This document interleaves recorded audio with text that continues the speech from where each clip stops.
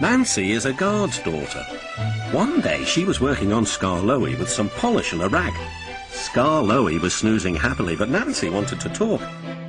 "Wake up, lazy bones! Your brass is filthy. Aren't you ashamed?" "No," yawned Skarloey. "You're just an old fusspot." And Skarloey closed his eyes. He was thinking about his friend Rheneas, and all the good times they had shared together before Rheneas went away to be mended.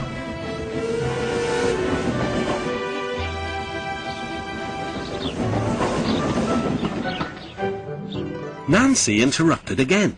"Don't you want to look nice for when Rheneas comes home?" Skarloey wasn't sleepy anymore. "What? When?" "Soon, Daddy told me. I'm going now," she said. "Nancy, stop! Do I really look nice? Please, polish me again." "Now who's an old fusspot?" laughed Nancy, and set to work once more. Duncan was jealous. "Aren't you going to polish me too?" "Sorry, not today. I'm going now. I'm helping the Refreshment Lady this afternoon. We must get the ices ready for the passengers." "Never mind, Duncan," she said. But Duncan did mind. "It isn't fair," he complained.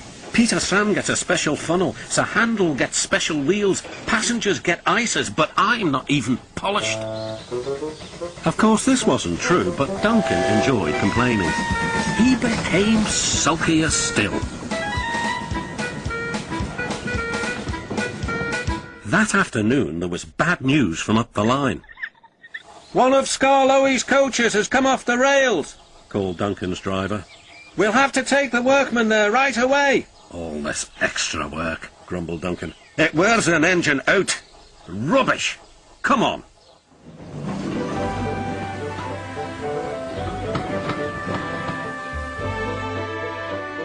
The derailed coach was in the middle of Skarloey's train, so he had gone on to the top station with his front coaches. Duncan shunted the works train into the sidings and left the workmen to sort out the mess. Then he brought the passengers and the rear coaches home. He sulked all the way. "I get no rest, I get no rest," he muttered. Duncan made the journey very difficult. He was short of steam, so his driver waited a while in the hope of raising more. But Duncan wouldn't try. "We'll keep our passengers waiting," said his driver. Duncan was cross. "You always think about the passengers and never about me."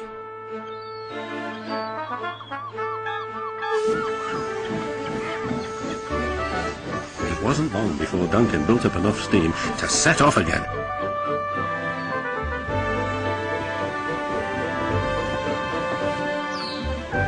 He was still very grumpy and cross. "I'm overworked and I won't stand it."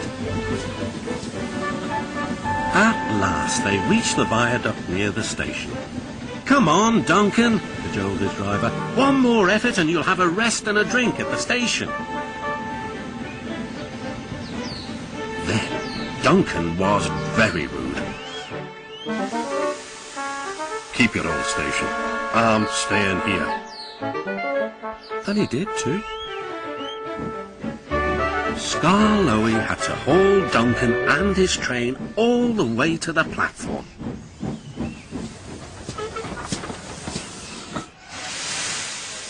The passengers were furious. They told everyone what a bad railway it was. That night, the fat controller spoke to Duncan. "No passengers means no polish." "No polish means no passengers," Duncan muttered to himself.